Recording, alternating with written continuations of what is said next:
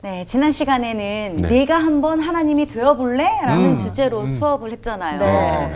그때 그 아주 무시무시한 리워 야단과 네. 베헤못, 맞아요. 그런 맞아, 포악한 맞아. 짐승까지 다루시는 그 하나님의 능력에 대해서 생각해보는 시간이었습니다. 맞아요. 아 근데 저는 이제 욥이 인간적으로 그리고 자기중심적인 사상이 드러났잖아요. 그래서 아 나도 또한 이렇게 욥하고 좀 비슷하지 않은가라는 생각을 하는 한 주였습니다. 저는 비슷하다는 생각보다 똑같더라. 아, 평소의 모습이 그래서 아. 그냥 한 주 동안 계속 반성만 하고 살았어요. 맞아요, 맞아요. 반성해야 됩니다. 네. 네. 오늘은 또 어떤 이야기를 들려주실지 네. 또 기대가 됩니다. 아, 네, 좋습니다. 자, 목사님 희망. 나오십니다. 안녕하세요. 안녕하세요. 반갑습니다. 네. 다들 건강하게 잘 지내셨습니까? 네. 네. 그런데 기분이 꽤 오래간만에 만나는 그런 느낌이 드네요. 네. 하여튼 한 주간 잘 지내셨죠? 네. 네. 끝이 좋으면 모두가 좋다. 만사가 다 좋다. 그런 서양 속담이 있죠. 사실 시작할 때나 중간에 실수할 때도 있고 실패할 때도 있고 여러 가지 우여곡절을 겪을 때가 있지만 네.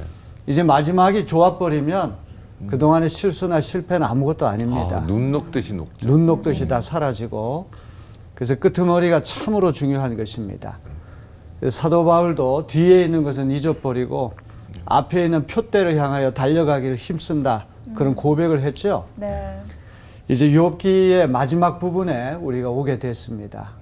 그동안 굉장히 힘든 시간 많은 어려움을 겪었는데 이제 오늘 42장 이제 맨 마지막 장을 우리가 공부할 차례입니다. 그래서 오늘 19강하고 20강 이제 마지막 끄트머리이기 때문에 우리가 좀 홀가분한 그런 기분으로 이 말씀 공부를 잘했으면 좋겠습니다. 네. 오늘 수업 욥기 19강 귀로 듣다가 눈으로 배우니. 제가 그 욥기 공부할 때 했던 그런 말이 혹시 생각날지 모르겠는데 욥기라고 하는 책은 처음에는 웃으면서 시작했다가 네. 곧바로 많이 울다가 네. 맨 마지막에 웃는 책이 욥기다. 제가 그런 말씀 드린 거 생각나십니까? 네. 어떤 의미에서 그런 말을 했을까요? 어떤 의미? 욥이 처해 있는 상황 때문에 그러지 않았을까? 그렇죠. 욥이 처한 상황, 욥의 스토리가 처음에는 행복하게 이를 데 없었는데 맞아요. 엄청난 극한 고난을 당하고 그리고 친구들과 이제 설전을 벌이면서 계속해서 우울하고 슬픈 이야기, 계속 우는 이야기만 나왔죠. 네. 네. 그러다가 이제 맨 끄트머리에 가면은 이제 모든 것이 회복돼서 아주 해피엔딩으로 끝이 나기 때문에 활짝 웃게 만드는 책이 욥기예요. 그런데 스토리만 그런 것이 아니고 해석하는 난이도에 있어서도 마찬가지 같아요. 1장, 2장 서막이라고 하는 것은 굉장히 쉽게 해석이 될 수 있지만 이 3장부터 이제 욥이 설전을 벌이는 그런 이야기들은 해석하기가 결코 쉽지가 않아요. 그렇죠. 자, 그런데 우리가 마침내 이제 욥기 마지막 부분에 왔습니다. 이제 오늘 이제 42장 1절로부터 6절까지 말씀 공부하고 이제 다음 주에 마지막 20강으로 이제 욥기의 마지막 결론부 종장에 대해서 이제 우리가 공부할 것입니다.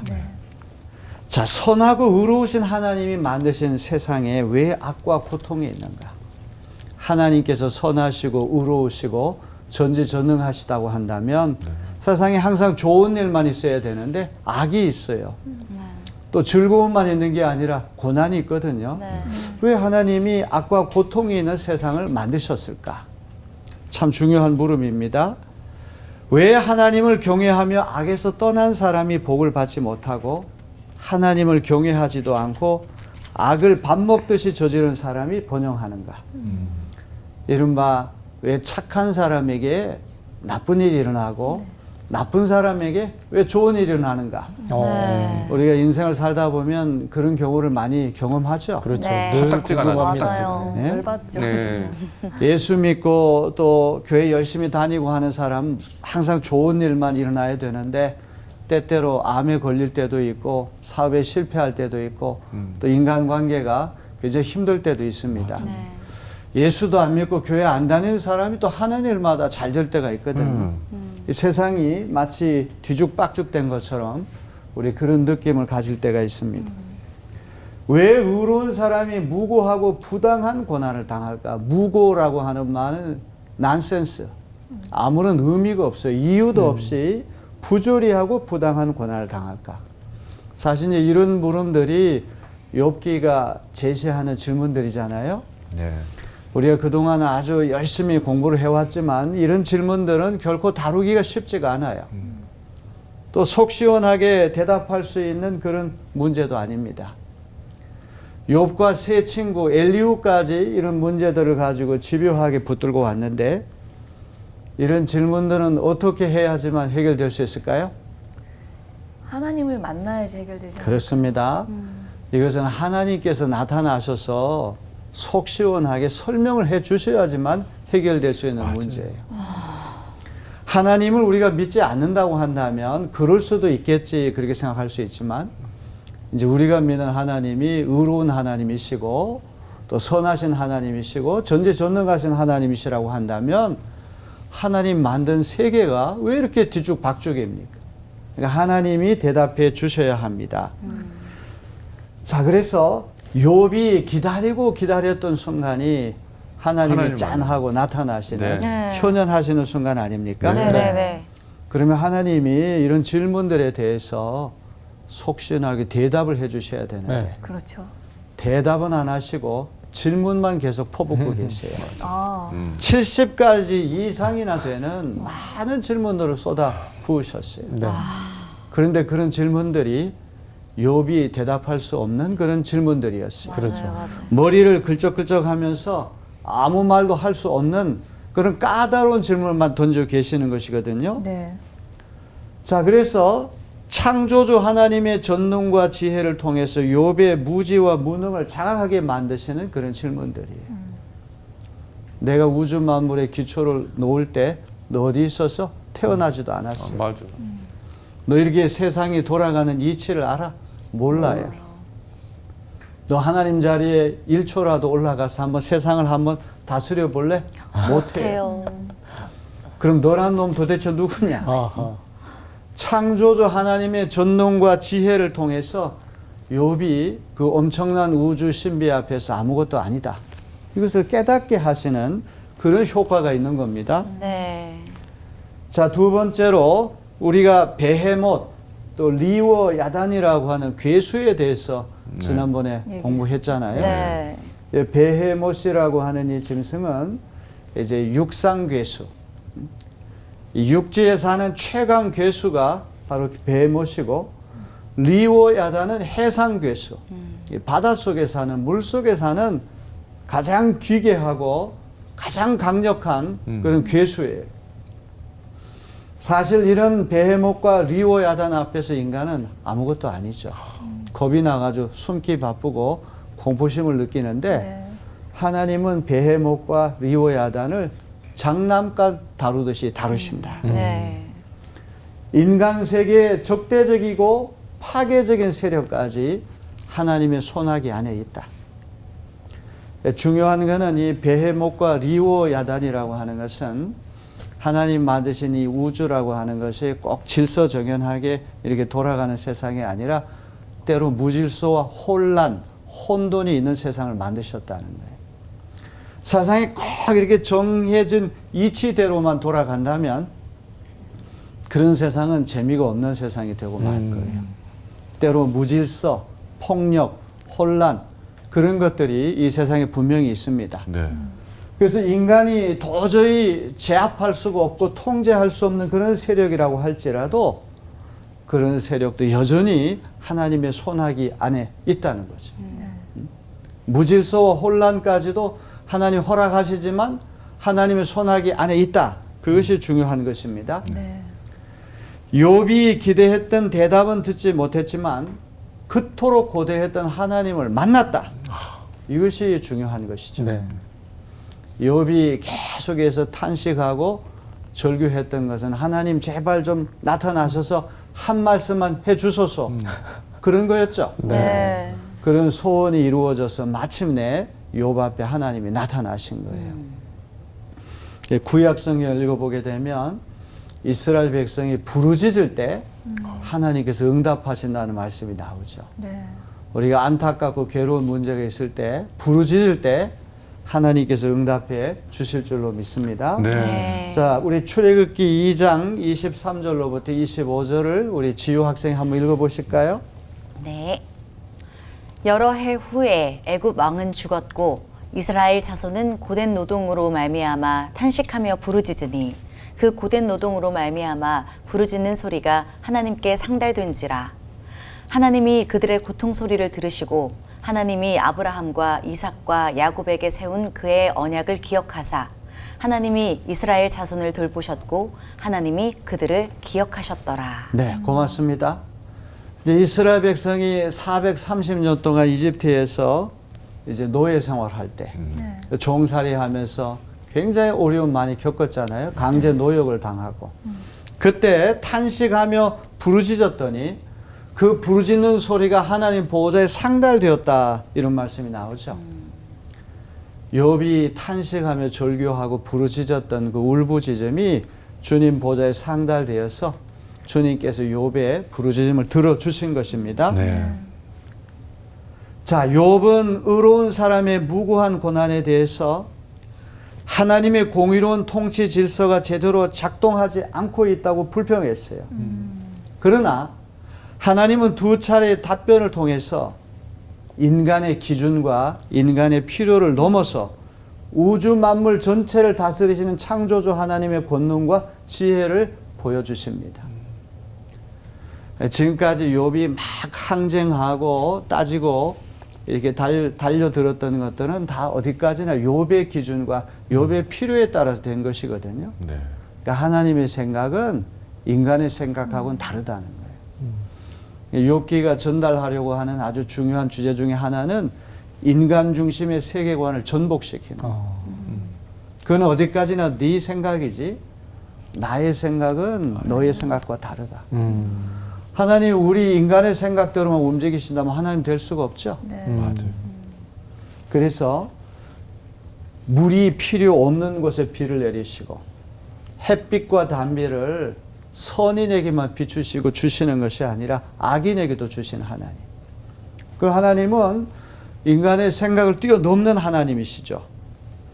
그래서 결국 욥의 시각이 얼마나 제한된 것인가를 깨닫게 하시는 친구들이 집요하게 주장했던 그런 요점 뭡니까? 인과응보론 아닙니까? 그렇죠. 네. 원인과 결과라고 하는 것이 서로 이게 맞물려 있어가지고 욥이 이렇게 고난당하는 것은 다 지은 죄가 있기 때문에 그 결과로 되는 것이다.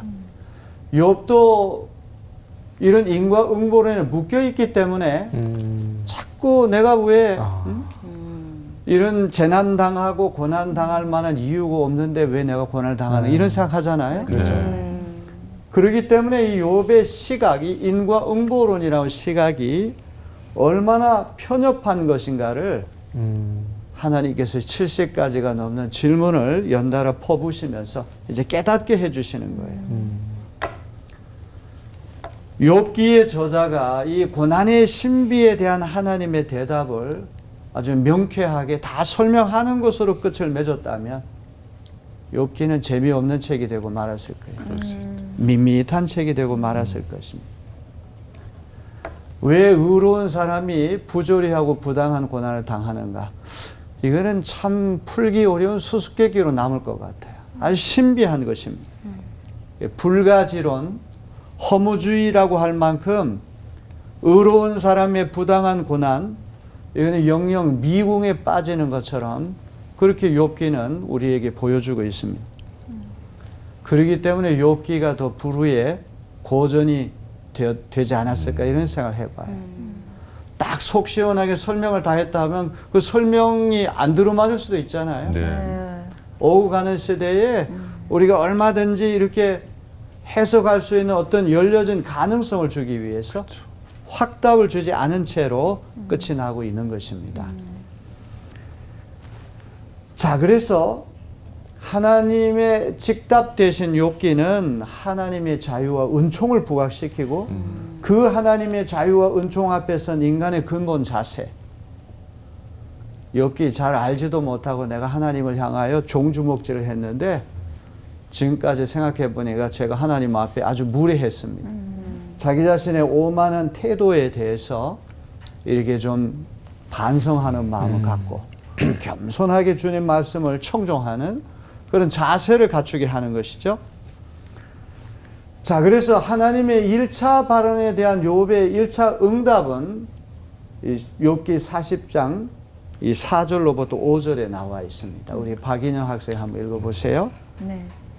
저는 비천한 사람입니다. 제가 무엇이라고 감히 주님께 대답할 수 있겠습니까? 다만 손으로 입을 막을 뿐입니다. 이미 말을 너무 많이 했습니다. 더 할 말이 없습니다. 많이 했지. 자, 우리 박인영 씨, 이제 하나님께서 이제 첫 번째 발언하신 다음에 이제 욥이 1차로 하나님 발언에 응답한 내용이 이거 아닙니까? 네. 네. 저 발언 내용을 볼 때 이전에 친구들과 설전을 벌였던 욥하고 어떻게 다른 것 같아요? 친구들에게는 말을 막 퍼부었잖아요. 네. 근데 여기 이 부분에서는 입을 막은 거죠. 할 말이 없는 거죠, 더. 겸손해졌어요. 네. 순종적인. 그 약간- 옛날에 욥이 아니에요. 그렇죠? 그렇죠. 바뀌었어요. 하나님이 엄청난 질문들을 막 연달아 퍼부으시니까 하나도 대답할 수 있는 게 없어요. 욥이 할 수 있는 영역이라고는 하나도 없는 없죠. 거예요. 그래서 머리를 긁적긁적하면서 저같이 비천한 사람이 무엇이라고 하나님의 그 질문에 대해서 대답할 수 있겠습니까? 손으로 입을 막을 뿐입니다. 이 말은 할 말이 없다는 거예요. 너무 부끄러워져서 너무 부끄러워져서 기가 죽어가지고 하나님 앞에 감히 대답할 수 없는 자기 연약한 처지를 인정하는 겁니다. 후회하는 거예요. 자, 그래서 우리가 욥기를 읽을 때 하나님이 현현하시기 전과 현현하신 후에 욥의 태도가 어떻게 변화되고 있는가. 그걸 우리가 잘 살펴봐야 돼요. 네. 그 이전에 막 이렇게 전투적이었어요. 강력하게 전투적으로 했던 그런 욥의 모습은 온데간데 없이 슬그머니 꼬리를 내리는 그런 모습을 보이고 있습니다. 자, 그럼 오늘 공부할 이제 42장 1절로부터 6절은 하나님의 두 번째 발언에 대한 욥의 2차 응답이에요. 이제 욥기라고 하는 책에는 좀 사법적인 요소도 있다고 제가 말씀드렸어요. 네. 법정 투쟁을 해가지고 자기 좀 억울한 것을 풀어야 되겠다. 자기가 원고가 되든지 피고가 되든지 간에 한번 우주적인 법정에서 하나님과 한번 누가 옳은지 한번 다투어 봐야 되겠다. 끝장을 내보겠다. 끝장을 내보겠다. 그러고 싶은. 고소장을 어깨에다가 메고 메고. 왕관처럼 머리에 쓰고 한번 법정 투쟁하겠다. 그런 모습 생각나죠? 네. 네. 그러던 욥이 이제 하나님께서 이런 70가지 이상 되는 질문을 퍼부으시니까 소송을 취하하겠다. 취하라는 게 뭔지 아시죠? 네. 소송 제기하는 것을 그만두겠다고 하는 그런 구절로 유명합니다. 그래서 자신의 비천하는 것을 비천함을 인정하는 것을 넘어서 욥의 사고와 자세에서 획기적인 변화가 일어나고 있습니다. 이게 이제 2차 응답에서 우리가 눈여겨봐야 할 그런 부분입니다.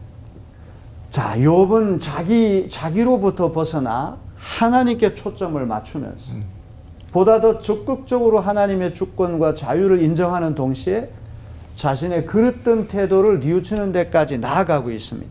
네. 하나님께서 이제 두 차례 발언을 통해 가지고 욥의 그 자기 중심적인 독선을 완전히 꺾어 버리시는 거예요. 욥이 생각하는 이 세계와 하나님이 다스린 세계는 근본적으로 다르다는 것입니다. 욥의 짧은 지혜와 능력으로 하나님 우주 만물을 창조하신 그 신비와 우주 만물을 통치하시는 그 방법을 이해할 수가 없다. 역부족이다. 그걸 깨닫게 하시는 거예요. 자, 여기서 이제 중요한 그릇된 태도라고 하는 게 중요해요. 욥이 그렇다고 해서 자기의 유죄를 인정하는 건 아니에요. 자기가 다 무슨 엄청난 잘못을 저질렀기 때문에 이런 고난을 당한다. 그런 것을 자인하는 건 아니에요. 다만 그의 태도가 너무 건방지고 오만했다.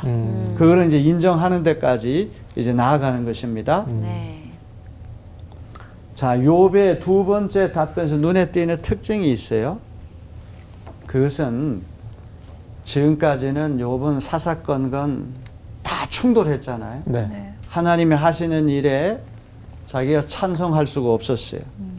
근데 이제 2차 응답할 때는 하나님 말씀에 전적으로 동의를 하고 하나님과 화해한다고 합니다. 하나님의 말씀을 직접 듣기 전까지 대부분 의견이 불일치되고 이게 불화가 있었는데 이제 1차, 2차에 걸쳐 가지고 하나님의 말씀을 듣고 또 거기에 대해서 이제 응답하면서 이제는 이제 하나님과 어떤 화해 쪽으로 의견이 일치하는 쪽으로 나아간다고 하는 그런 특징이 있습니다. 네. 네. 자신의 어떤 무죄와 결백성으로 볼 때 하나님의 공의로우신 통치에 동의할 수가 없었어요. 그러던 욥이 이제 하나님 말씀을 들은 다음에는 하나님의 뜻에 자신을 일치시켜서 자신의 태도가 잘못되었음을 인정하는 데까지 이제 나아간다고 하는 것, 그런 특징을 보이고 있습니다. 네. 자, 그러면 이제 우리 42장 2절로부터 3절을 우리 강준 씨가 한번 읽어 주실까요? 네. 주님께서는 못하시는 일이 없으시다는 것을 이제 저는 알았습니다. 주님의 계획은 어김없이 이루어진다는 것도 저는 깨달았습니다. 잘 알지 못하면서 감히 주님의 뜻을 흐려놓으려 한 자가 바로 저입니다. 깨닫지도 못하면서 함부로 말을 하였습니다. 제가 알기에는 너무나 신기한 일들이었습니다. 자, 우리 강준 씨가 이제 욥의 2차 응답이죠. 하나님 2차 발언에 대해서 2차 응답인데 사실은 하나님 발언 전체에 대해서 이제 마지막으로 욥이 응답한 거라고도 볼 수가 있습니다. 이 욥의 응답에서 어떤 것을 느끼세요? 우리 강준 씨? 너무 나만 생각했다라는 생각이 좀 많이 들었어요. 하나님 생각보다도 이 전체적인 내 상황에 대한 이 감정을 한풀이 하듯이 쏟아내었던 게 어찌 보면 욥에게 있어서도 너무 부끄러운 일이었고 너무 죄송한 그런 일이 아니었나 생각이 들 정도로 저 메시지가 그렇게 들렸습니다. 이제 욥 자신이 이제 의롭다고 생각하고 네. 이렇게 고난을 받을 만한 그런 잘못을 저지른 적이 없는데 이런 부조리하고 무의미하고 부당한 고난을 당하는 것, 이것이 과연 하나님의 뜻인가? 하나님의 섭리인가? 계속해서 항쟁을 하지 않았습니까?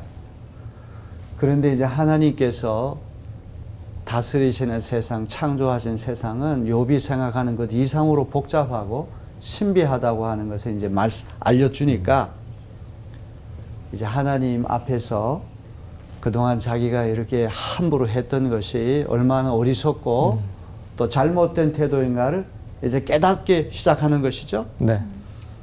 자, 우리 요 부분을 한번 우리 추천 씨가 한번 읽어보실까요? 네. 욥은 그토록 혐오하고 벗어나기 원했던 인과응보의 좁은 틀 안에서 자신도 갇혀 있으면서 오로지 그의 원리의 잣대로만 자신의 고난을 통한 하나님의 계획을 헤아리려고 했기에 하나님의 계획은 최선으로는 혼돈, 최악으로는 무라는 결론에 도달. 자, 우리 추천 씨는 이 내용이 어떤 내용인지 잘 이해하시죠? 네, 저는 너무 많은 공감이 돼요. 네. 사실 욥이 이제 친구들이 계속 했던 어떤 이론적인 도구라고 하는 것이 인과응보였어요. 네. 원인이 결과를 만들어낸다. 욥이 이렇게 고난당하는 것은 거저된 것이 아니고 하나님과 사람들 앞에서 무슨 죄를 지었기 때문에 그렇다.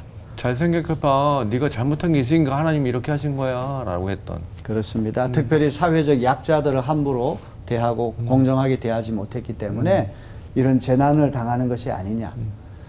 이제 이런 어떤 친구들의 어떤 집요한 도전에 대해서 그거 아니라고 계속했는데 사실은 욥도 인과응보의 좁은 틀 안에 갇혀 있었던 거예요. 네. 그러다 보니까 자, 하나님의 섭리와 계획이라고 하는 것이 있을까?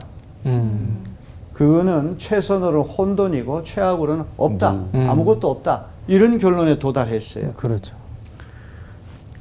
그러나 이제 하나님의 말씀을 들은 뒤 자신이 현재 당하는 고난이 자신의 이성으로는 도저히 이해할 수 없는 하나님의 자유롭고 신비한 계획 안에서 일어나는 너무나 신기한 일들이라는 사실을 깨닫게 되었다고 하는 것.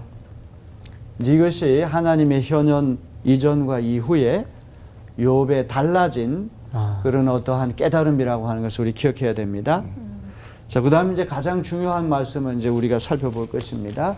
이 42장 5절은 너무나 아름다운 말씀이에요. 우리 내 학생이 한번 다 읽어볼까요?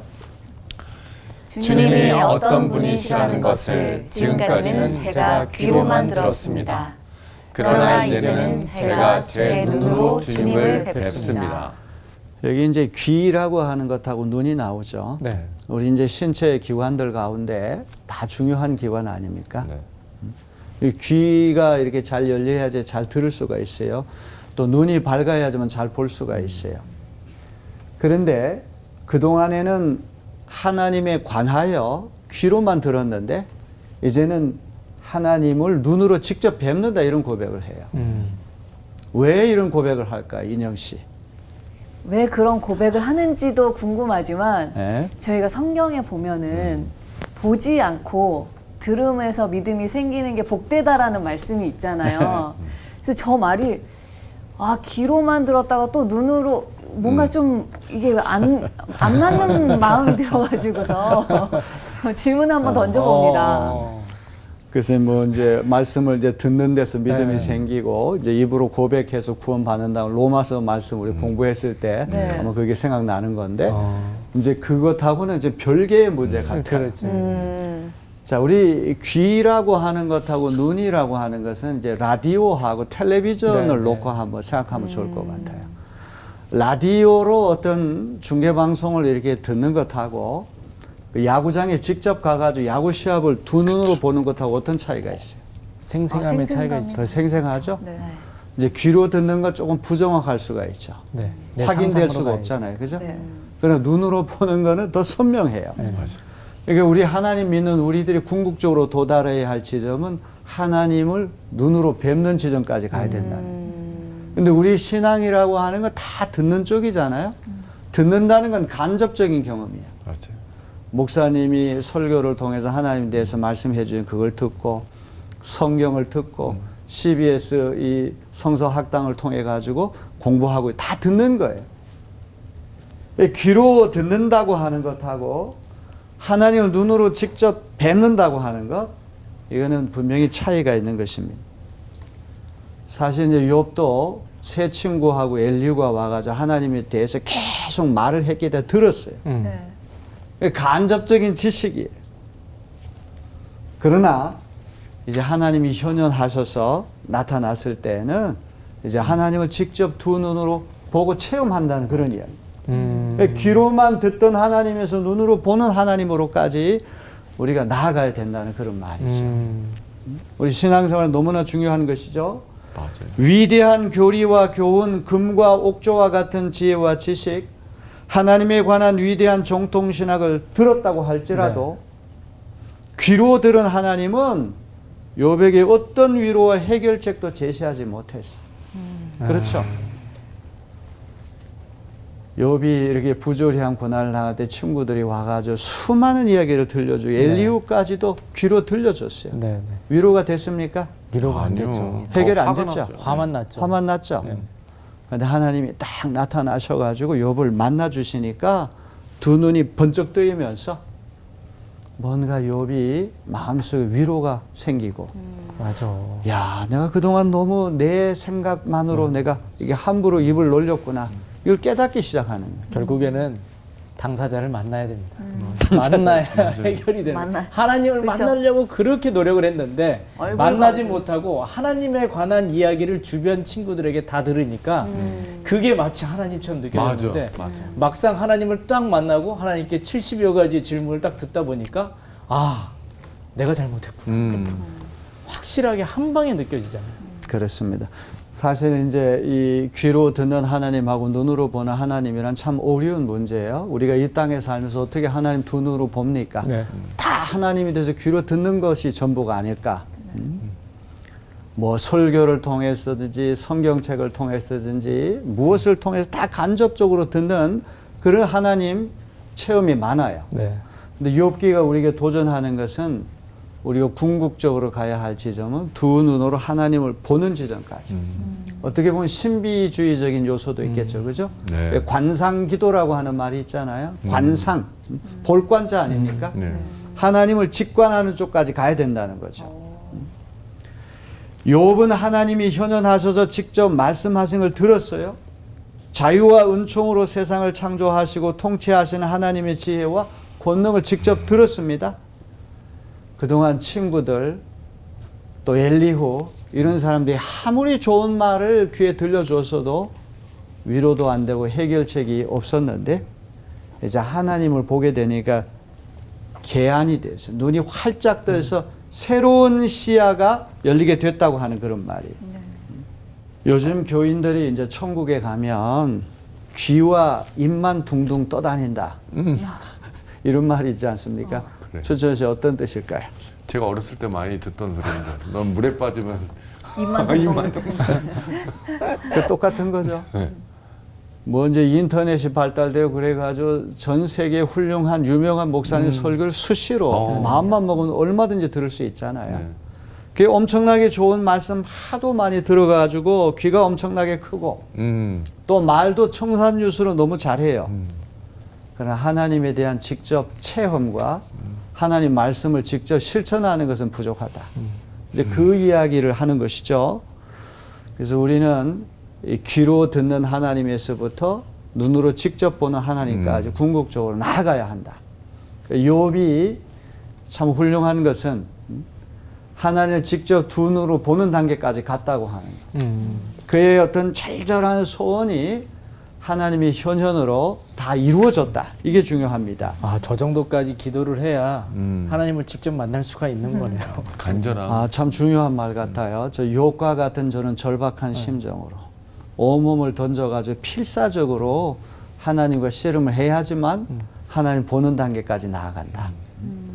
아무런 소원도 없고 절박성도 없고 그런 단계에서 하나님 보기 어렵겠죠. 그렇죠? 네. 자, 이제 42장 6절, 이제 오늘 공부의 마지막 구절입니다. 그러므로 저는 제 주장을 거두어 드리고 티끌과 잿더미 위에 앉아서 회개합니다. 이 6절은 그 히브리 원문으로 볼 때 번역상의 논란이 아주 심한 구절이에요. 이제 여러 가지 번역에 차이가 있는데 새 번역에 나온 그대로 욥이 자신의 과거 주장을 철회하고 겸손한 회개를 상징하는 티끌과 잿더미에 앉아서 자기의 잘못된 태도를 뉘우치는 것. 그렇게 이제 해석을 하려고 합니다. 여기서 이제 중요한 것은 욥이 변화됐다는 거예요. 하나님과 친구들에게 불평으로 항의로 일관했던 그런 자세에서 벗어났어. 하나님 앞에 겸손히 자기 자신을 낮추는 그런 모습으로 이제 변화되고 있습니다. 이게 가장 뚜렷한 이제 차이라고 볼 수 있어요. 네. 자, 이제 우리 욥기를 읽으면서 꼭 던져야 할 아주 중요한 질문이 이 질문에 하나님이 우리의 경배와 찬양을 받게 합당하신 영광의 하나님이 되려면 어떻게 해야 할까? 이제 우리 욥기를 이제 차츰차츰 이제 끝내면서 이제 한 번 강의가 더 남았는데 오늘 이제 19강 네. 끄트머리에서 볼 때는 바로 직전에 있는 강의인데 하나님 우리의 경배와 찬양을 받게 합당한 영광의 하나님 되려면 어떻게 해야 되는가? 그 아버지가 아버지라고 하는 이유 때문에 아버지를 존경하고 효도를 해야지 그게 진짜 효도가 아닙니까? 아버지가 유산을 많이 물려주기 돈이 많기 때문에 아버지 돈을 노리고 아버지를 존경하고 효도하면 아버지 영광이 훼손돼요. 맞아. 그렇죠? 네. 그러니까 아버지가 생각할 때 저놈이 나한테 잘하는 거는 나의 인격을 보고 하는 것이 아니라 내 돈 보고 잘하는 것이구나. 이렇게 생각할 수 있죠. 네. 하나님도 마찬가지가 아닐까 싶어요. 우리의 이기심에 따라서 우리의 입맛에 따라가서 섬기는 하나님, 그런 하나님이 된다면 그 하나님의 영광이 훼손되고 말아요. 하나님 우리의 경배와 찬양을 받기에 합당한 그런 하나님이 되기 어렵다는 거예요. 자식이 아버지에게 효도하고 아버지를 존경하고 사랑할 때 가난하든 병들든 돈이 있든 없든 한결같은 마음으로 아버지라고 사실 하나 때문에 아버지를 공경하고 효도할 때 그게 참 효도가 아닙니까? 맞아요. 이러한 이유 때문에 아버지에게 잘한다. 그런 이유를 달면 안 된다는 말이에요. 그래서 이제 1장 10절에 보니까 주님께서 그와 그의 집과 그가 가진 모든 것을 울타리로 감싸주시고 그가 하는 일이면 무엇이나 복을 주셔서 그의 소유를 온 땅에 넘치게 하셨기에 하나님을 경외하는 것 아닙니까? 이게 사탄이 욥을 시험했던 아주 중요한 것 아닙니까? 욥이 저렇게 하나님 공경하고 하나님 앞에 저렇게 바로 서려고 하는 거는 울타리로 모든 걸 감싸주시니까 그렇지. 울타리 무너지고 재산 다 잃어버리고 자식들 잃어버리고 건강마저 잃어버리게 되면 하나님 욕하고 하나님 저주할 겁니다. 이게 사탄이 제시했던 시험거리 아닙니까? 네. 그렇죠. 맞아요. 근데 욥은 이 시험에 통과했잖아요. 거뜬하게. 비가 오나 눈이 오나 하나님 울타리로 감싸주시든 울타리를 무너뜨리든 한결같으면 여전히 하나님 붙들고 있었다는 말이죠. 자, 그 다음에 아주 중요한 말이 1장 9절에 아무 바라는 것이 없이 이제 세 번역 이렇게 되어 있고 개역 개정에는 어찌 까닭 없이 영어로 for nothing. 욥이 저렇게 하나님 잘 믿고 잘 섬기는 거는 아무 이유 없이 바라는 것도 없이 저럴 리가 만무함. 저렇게 하나님 잘 섬기면 건강 축복도 주시고 재산의 복도 주시고 자녀 복도 주시고 이것도 저것도 잘 되게 하시니까 저런 거 아닙니까? 그런 거죠. 그래서 이제 이 욥기가 우리에게 도전하는 아주 중요한 주제 중에 하나는 기독교 신앙이라고 하는 것은 값싼 싸구려 샤머니즘 기복주의 종교하고 차원이 다르다. 이걸 보여주는 거예요. 하나님 꼭 나에게 뭐 안겨주시는 것만 바라고 우리가 하나님을 섬긴다면 그 하나님은 우리의 찬양과 경배를 받기에 합당한 영광의 하나님 되기 어렵다는 거죠. 그거는 우리의 필요에 따라 움직이는 코인을 딱 집어넣으면 뭐가 나오는 식의 자동 판매기와 같은 기브 앤 테이크, 물물 교환식의 신앙이 되고 만다는 거예요. 그래서 이제 욥기가 도전하는 것이 바로 이런 질문이라는 것이죠. 하나님이 우리에게 주시는 각양 축복이나 징벌 때문에 하나님을 경외한다면 하나님 우리의 진정한 경배와 찬양을 받기 어려운 영광의 하나님 되기 어렵다고 하는 것. 그걸 가르쳐주는 책이에요. 제가 하는 말에 다 공감하십니까? 네. 아, 내가 이렇게 고난당하는데 무슨 이유가 있는지 하나님이 좀 이렇게 설명해 주시고 또 목사님도 그렇게 좀 대답을 해 주셔야 되는데 이게 모호하게 그냥 이제 이 끄트머리가 이렇게 밋밋하게 가는 거가 좀 실망스러울지 모르는데 사실 거기에 하나님이 깊은 뜻이 있지 않나 싶어요. 꼭 대답을 해 줘야지만 속 시원한 건 아니에요. 두고두고 생각하면서 하나님이 다스린 세상은 우리 상상하고 생각하는 것 이상이다. 은총의 신비, 자유 속에 일어나는 것이다. 그걸 한번 생각했으면 좋겠습니다. 네. 네. 자, 이렇게 해서 우리 19강 마치고 이제 다음 주 마지막으로 이제 20강, 이제 20강은 정말 해피 엔딩이 될 거예요. 기대 많이 하시고 20강 들어오세요. 네. 자, 오늘 수고하셨습니다. 감사합니다. 아니 제가 선생님 말씀하실 때 정리가 필요하다고 말씀을 드렸던 게 제가 요즘 조금 그런 시기거든요. 좀 힘든 시기인데 하나님한테 욥이 순종한 것처럼 제가 순종하면서 있는데도 좀 힘든 거예요. 근데 이렇게 있는다는 게 맞는 건지 이런 것들이 좀 저에게는 정리가 필요한 시기인 것 같아가지고 이렇게 말씀을 드렸거든요. 그래서 사실은 이 시기가 조금 힘든데 어떻게 하나님께 뭐 붙어 있는다든지 옆에 있는다든지 이것도 지금 좀 힘들게 느껴지고 있어가지고 그래서 정리가 필요하다고 말씀을 드렸어요. 네. 그 욥처럼 좀 절박한 마음이 있으신 것 같아요. 그런 절박한 마음이 어떤 그런 단계로 또 기도를 해야 하나님께서 보여주신다고 했잖아요. 근데 사실 하나님께서도 계속 저희한테 야 듣지만 말고 나를 좀 봐, 나를 좀 봐. 계속 아마 이렇게 얘기를 하고 계셨을 것 같아요. 우리가 맞아요. 뭐 잘 못 봐서 제대로 또 못 들어서 그렇지. 그래서 분위기를 좀 바꿔서 네. 이 노래를 제가 한번 불러보겠습니다. 자, 2조의 축구박수. 축구박. 네, 하나님이 이런 얘기를 저희에게 해주시고 계시는 네. 거예요.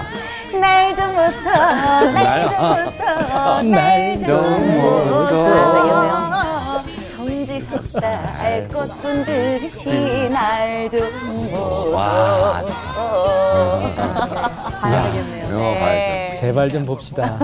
삶이 힘들고 절망스럽더라도 그거는 이제 인간인 나의 몫이고요. 더 큰 하나님의 관점을 본다면 나의 고통을 통해서 어떤 부분에서 큰 역사가 일어나지 않을까 기대도 해보고요.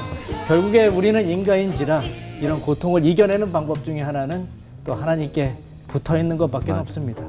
일주일 동안 더욱더 하나님께 붙어 있으면서 나의 고통과 고난을 하나님께 아뢰면서 한 주 동안 회복하는 그런 한 주가 되셨으면 좋겠습니다. 네. 수고하셨습니다. 감사합니다.